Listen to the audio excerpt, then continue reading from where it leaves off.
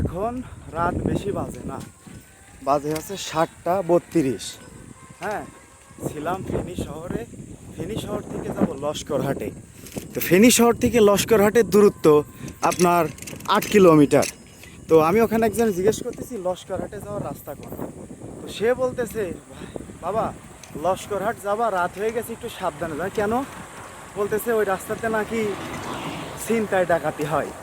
তো আর আমার কথা হচ্ছে যে আমরা আপনার বাচ্চা যখন সকালবেলা স্কুলে পাঠান, আমরাও গেট পড়েছি সকালবেলাকের ঘুমেরটা উঠে যখন স্কুলে গেছেন, তখন আর কি স্কুলে কি লিখতো কোন তো?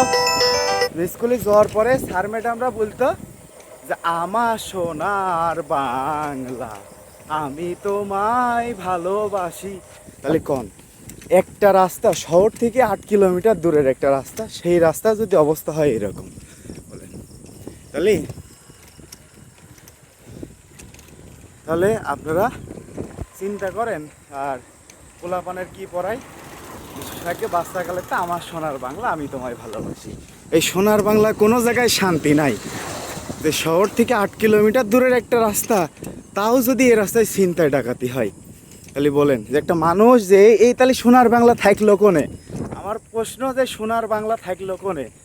সল মিয়ার যে পড়ান সকাল করে যে জাতীয় সঙ্গীত, যে আমার সোনার বাংলা আমি তোমায় ভালোবাসি, চিরদিন তোমার আকাশ তোমার বাতাস। আর আমরা নাকি বলে এই বলে বিপ্লব করেছি, লজ্জা লাগে।